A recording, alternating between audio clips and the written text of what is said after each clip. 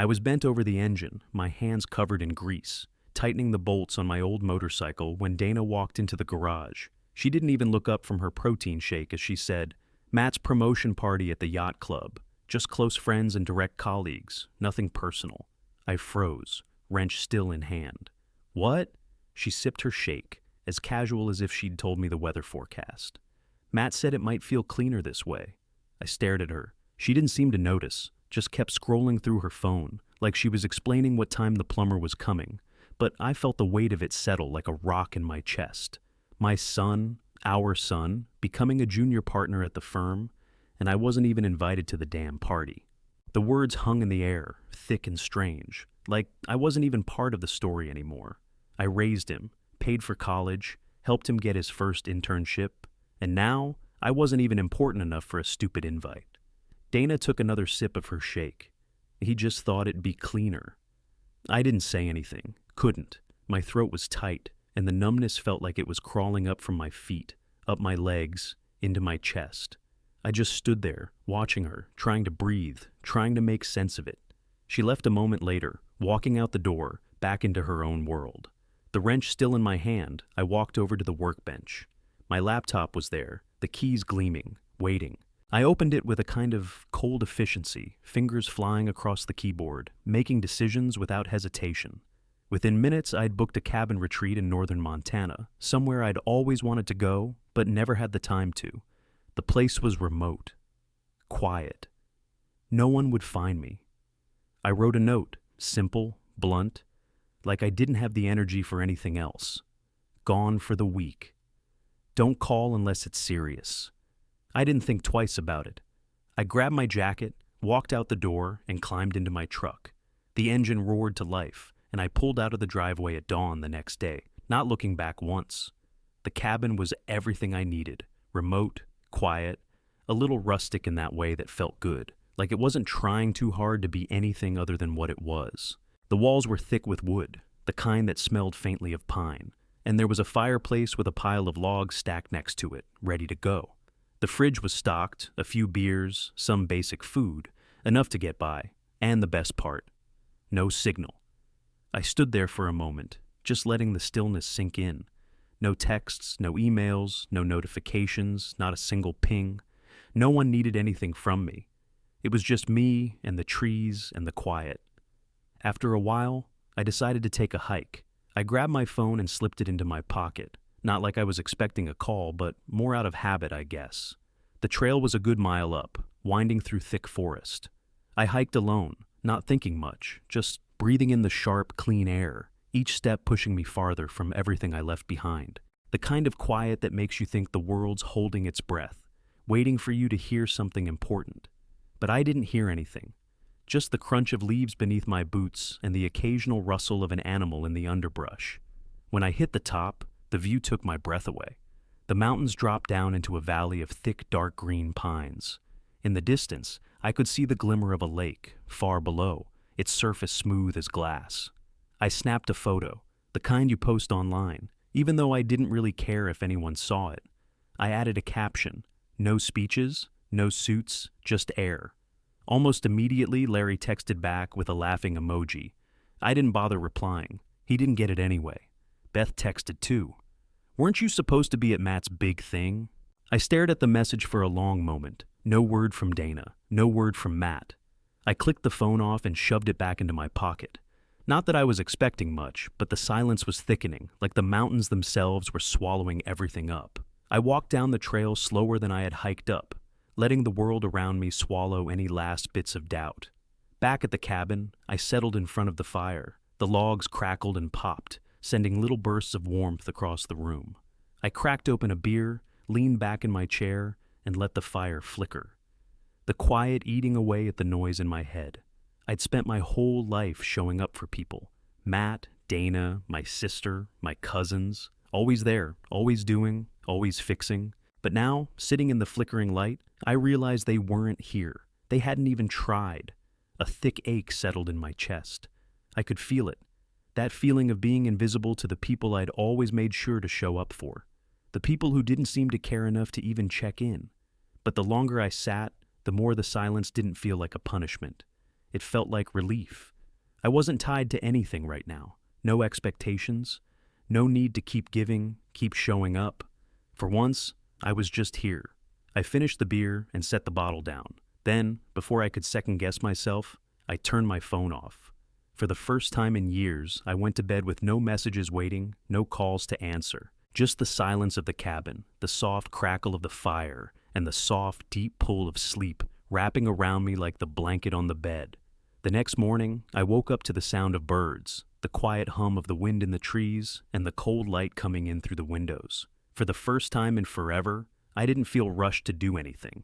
I made coffee, sat on the porch for a while, just breathing deep, like I could finally fill my lungs after a decade of holding my breath. I chopped wood for a few hours, enjoying the rhythmic thwack of the axe hitting the logs, the smell of fresh-cut pine filling the air. My muscles burned, but in a good way, the kind of burn that reminded me I was alive. I hiked again, following a trail that twisted through more trees, the ground soft beneath my boots, the air so clean it felt like it was scrubbing out the dust in my brain. I could hear the world again, the crunch of the leaves, the rustle of a squirrel in the branches.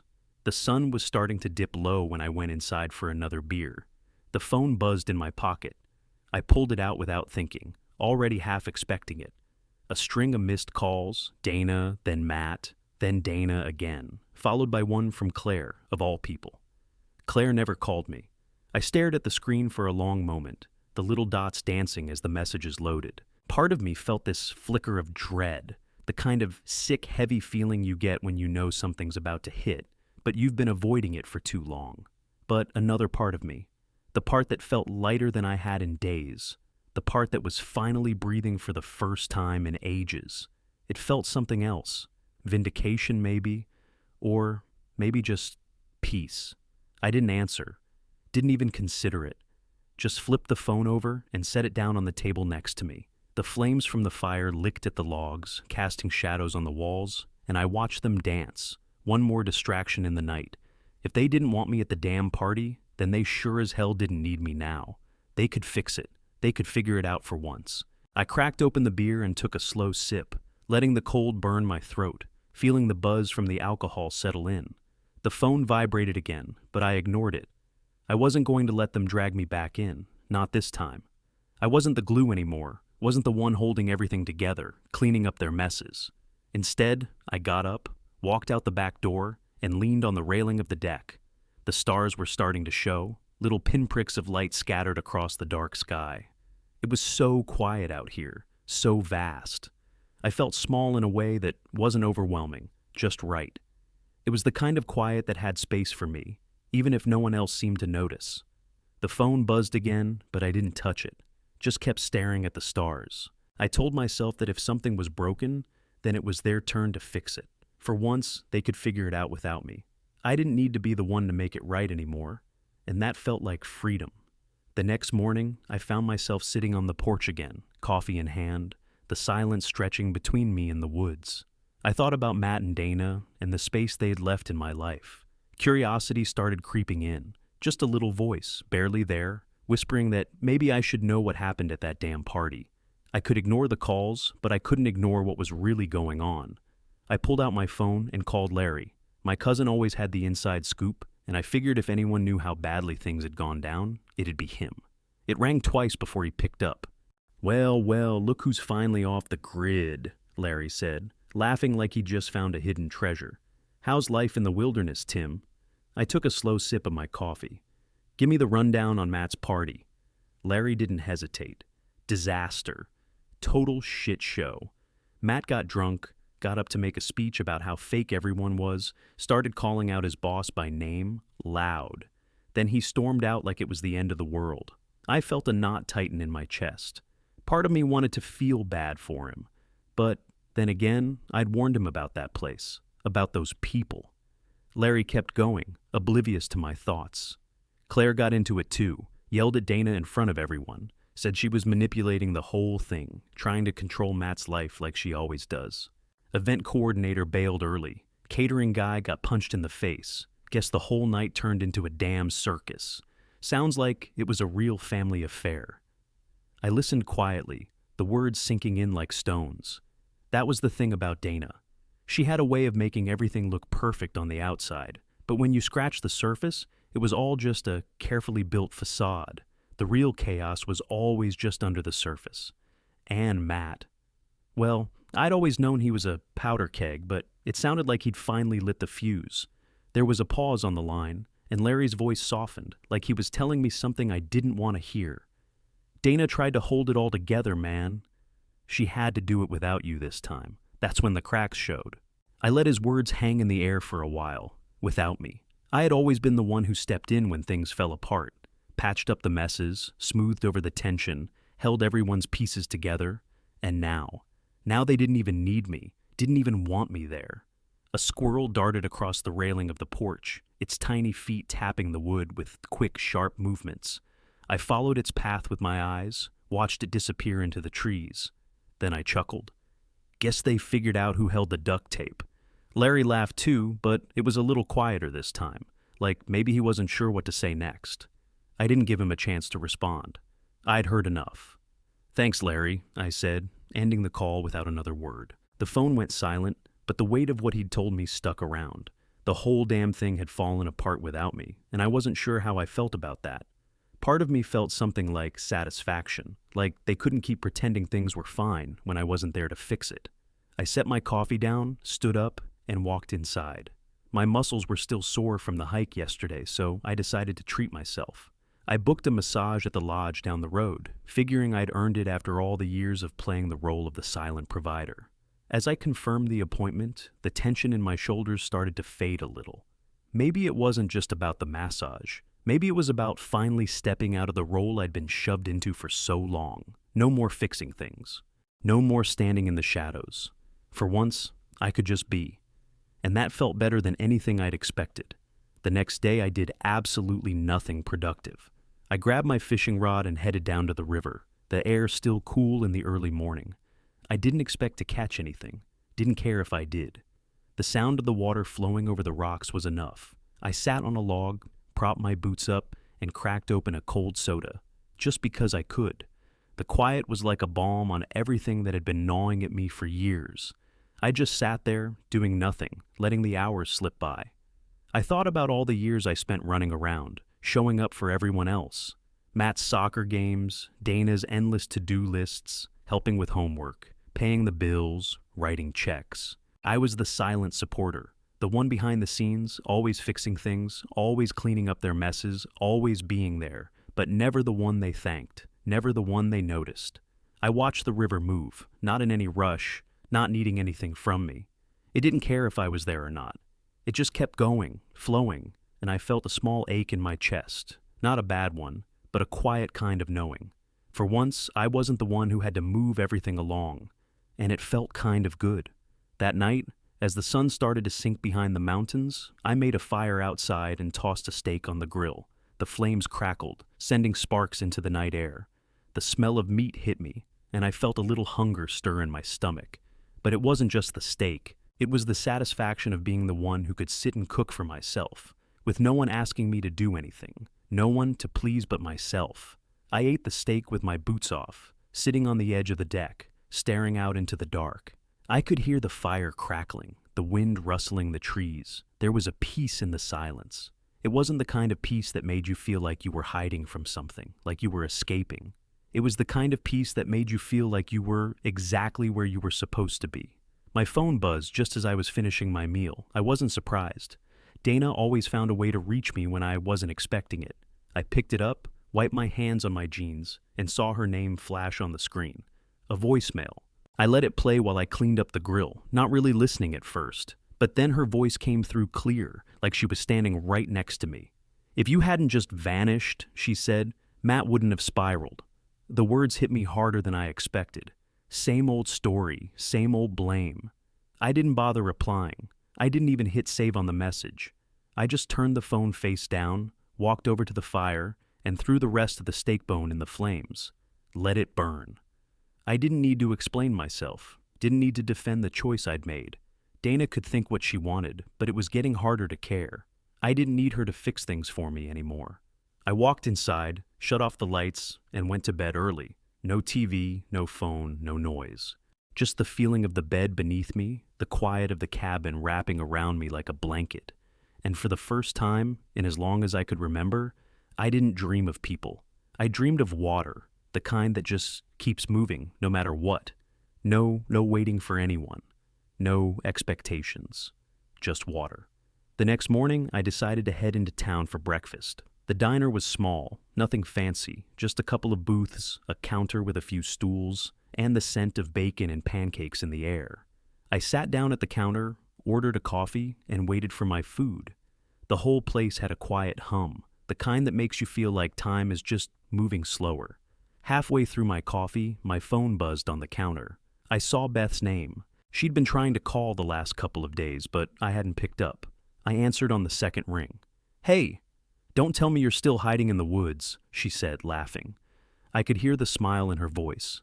"I'm out for now. What's up?" She didn't waste any time.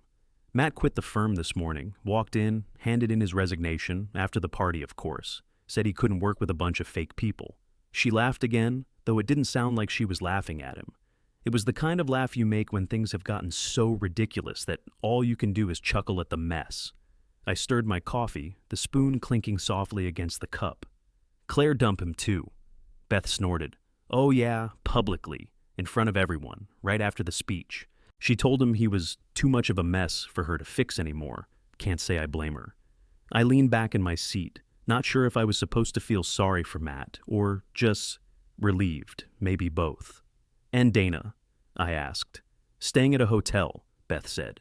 "She's trying to keep it together, but I think even she knows it's all falling apart. Without you there, it was like watching dominoes fall, one thing after another." I let her words settle in, the picture of it all playing in my mind. Dana, always so poised, always so in control, now struggling without the one person who kept it all glued together. She'd never been used to not having me to rely on.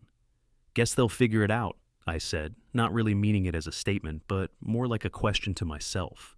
Beth didn't answer right away. She was probably trying to figure out if I was angry or just attached. She finally said, "I'm proud of you, Tim. Proud you finally stepped away." I felt my chest tighten, but not in a bad way. More like the way you feel when you've been carrying something heavy for too long and you can finally put it down. "Let them drown in their own soup for once," Beth added with a grin in her voice. "You've been cleaning it up for years." I couldn't help but chuckle, shaking my head. "Yeah," I said, staring at the steam rising from my coffee cup. "Guess I have." The waitress brought my pancakes, huge, golden brown, with a little pool of syrup on the side. I cut into them slowly, savoring the bite. My stomach felt lighter these days, not just from the food, but from the space I'd given myself. For once I didn't feel bitter. I didn't feel like I was missing something, like I was owed something, or like I was watching my life unravel. I felt free. Free from all the roles I'd played, without ever being asked if I wanted them. Free from the pressure of always being the one who showed up. Beth was still talking, but I wasn't really listening anymore. I was too busy smiling to myself, a little slower than usual, a little more content. For the first time in a long time, I wasn't trying to be anything for anyone else. I was just here, just me, and it felt damn good.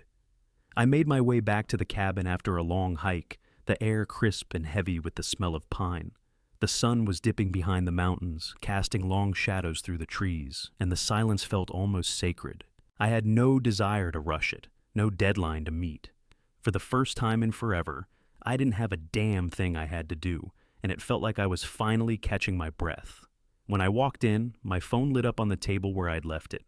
I picked it up, not expecting much, but still curious. The first notification was an email from Dana. The subject line alone told me what it was. "You've made your point. Come home and let's talk." I scoffed, tapping it open and reading the message with a kind of disbelief I hadn't felt in a while. Same old song. She wasn't sorry. She wasn't offering anything but the same damn guilt trip. "Let's talk," she said. Like she wasn't the one who'd turned everything into a circus. Like she hadn't already made her choices. I dropped the phone on the table with a thud. No point in responding. I wasn't ready for that conversation. Not yet. Not after everything. I reached for the bottle of bourbon I'd stashed in the cupboard. I poured myself a generous glass and drank it slowly, letting the burn fill me up. I wasn't sure if it was the alcohol or the stillness of the cabin, but for the first time in a long time, I felt like I was sitting in the middle of my own life, not just waiting for the next crisis to hit. Then my phone buzzed again. This time, it was a text from Matt. "Dad, I'm sorry. I screwed up. I should have told Mom I wanted you there. I don't know what I was thinking." I stared at the message, my thumb hovering over the screen. I couldn't explain the weight in my chest. Matt was apologizing, but it didn't change anything. I wasn't angry at him, but I wasn't going to fall back into the same pattern either. I'd been their punching bag, their safety net for so long, and every time something went wrong, I was the one expected to fix it. But I wasn't going to pick up the pieces this time. I put the phone down without replying. No amount of apologizing was going to fix the damage that had been done. I moved to the fire, the flames crackling and popping as I sank into the chair nearby, pulling the fleece blanket tighter around my shoulders. The warmth from the fire was comforting, but it didn't compare to the stillness in my chest. The sky outside was turning pink, the kind of pink you only see at sunset, when everything seems like it's on pause, like nothing needs to happen just yet. I stared into the fire, watching the orange and red dance, wondering what would come next. Part of me wanted to reach out, to fix things, to make it all better. But another part of me knew I wasn't ready. Not yet. I wasn't sure what that looked like, or if it was even my job to make it right anymore. I stayed there in the quiet, listening to the crackling fire, watching the sky fade into purple. The phone buzzed again, but I didn't check it. Not yet. The world could wait. I was finally starting to feel like I could. The next day, I drove down to the lake, a few miles from the cabin. The air was warmer, the sun hanging lower in the sky, but there was still that crispness to it, like fall was trying to push its way in early. The water was smooth, reflecting the mountains, and I sat on the edge of a dock for a while, just watching the ripples. I wasn't fishing, but I didn't mind being around the water. It was quiet, no one else in sight. Until a woman in a folding chair waved at me from a few feet down the bank. She had a fishing rod in her hand, the line stretched out over the water. "Mind if I join you?" I asked, figuring I might as well be social for a change. She grinned and shrugged like she hadn't really expected anything else. "Knock yourself out." We started talking about the lake, the weather, the usual small talk. Her name was Susan, retired military. She was traveling in her RV, moving from place to place. She said it was just her and the road now, and that she liked it that way. Eventually, we started talking about kids, the pressure of being the one everyone leans on, how it feels when you finally stop and realize no one's asking if you're okay, just if you're going to keep fixing things for them. "Everyone thinks I'm strong," she said, flicking the tip of her fishing rod, "until I'm not. And then they get confused." I nodded, a little surprised at how easily she understood. No expectations, no demands. She wasn't trying to fix me or make me talk about my life, and I didn't feel the need to tell her. She just got it. We talked for a while longer, about the stress of always being the backup plan for everyone else, until one of us finally disappears, and they don't know how to handle it. Then we grabbed lunch at a food truck by the lake, laughing when a squirrel darted out and stole my sandwich right off the bench. The damn thing didn't even hesitate. We both cracked up as I chased it for a few feet, but I wasn't really mad. The whole thing felt like something out of a bad sitcom, and I couldn't remember the last time I'd laughed like that. After lunch, we sat on a bench, the two of us just staring at the water. I wasn't in a rush. Neither of us was. There was no agenda, no need to make anything happen, no one pulling at my sleeve asking for something. It was the most peaceful I'd felt in forever. For once, I wasn't someone's plan. I wasn't the one keeping everything afloat. I was just there, just existing. And it felt damn good. Later, when I walked back to the cabin, I felt lighter, like a weight had shifted somewhere deep inside me. For the first time in a long time, I wasn't holding my breath, waiting for something to fall apart. That night, as the sun went down and the stars started to show, I snapped a selfie with the lake behind me. I posted it online, adding a simple caption. Turns out, selfish looks a lot like peace. I sat on the porch afterward, the fire crackling, and let the silence settle around me like it belonged. For once, I wasn't anyone's backup. I was just a man having a nice day. And that was enough. The next morning, I woke up to the sound of birds again, but this time, something else buzzed in the quiet. My phone. I reached for it, still half asleep, and saw a long message from Matt. "Dad, I'm sorry. I screwed up. I should have told Mom I wanted you there. I don't know what I was thinking. Can we talk? I stared at the screen for a minute, my thumb hovering over the keys. The words hit me in that familiar way. The same apology, the same regret, the same cycle.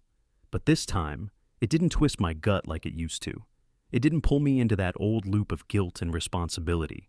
I'd already heard all this before, and nothing ever changed. I put the phone down and opened Dana's email. The subject line read, Family Unity. I scoffed before I even clicked it. Same old spin, same old manipulation. She wasn't sorry either. She wasn't looking for a real apology. She was just trying to rope me back in, trying to make everything look like it was fine, like I was the one causing all the problems. I deleted the message without reading the rest. Sitting there, holding my phone, I knew what I had to do. I typed out one simple message to both of them, extended my trip. You two take care of things.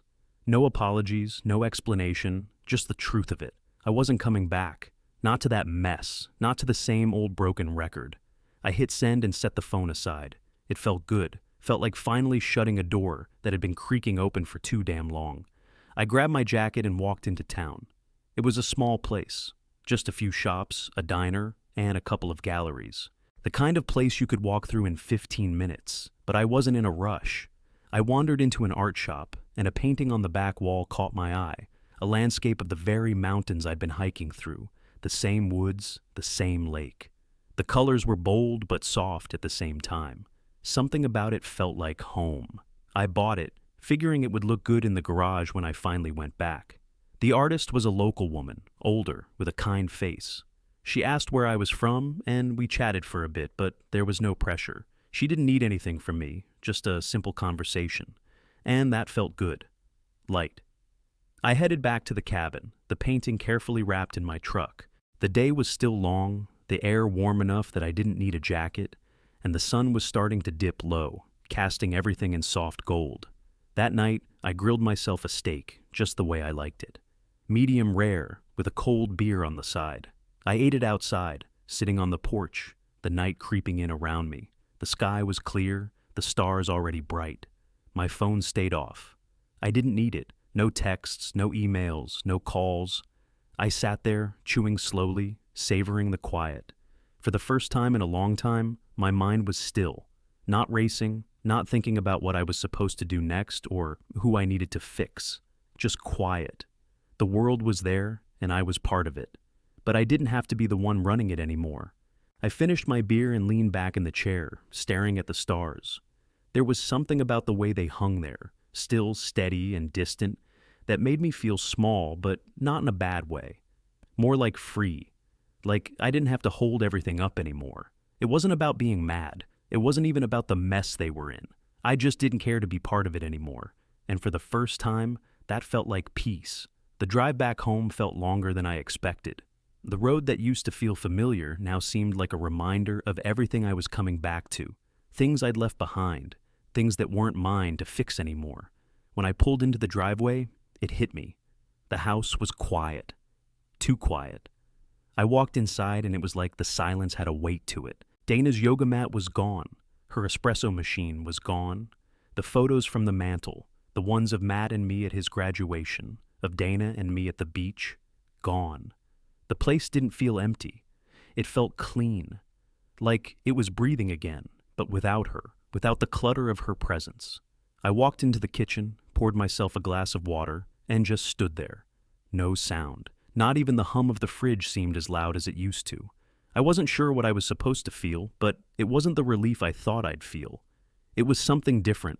I opened the closet where I'd hung the suit I'd planned to wear to Matt's promotion party. The dry cleaning bag still hung there, a reminder of something I'd been ready for but didn't need. I stared at it for a second, then picked it up and tossed it in the donation pile by the door. Someone else could use it. I wouldn't. Not now.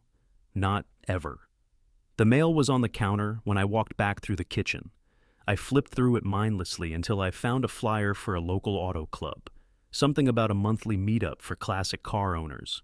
I grabbed a pen and circled the date, then stuck it on the fridge. It wasn't much, but it was mine. Something to look forward to.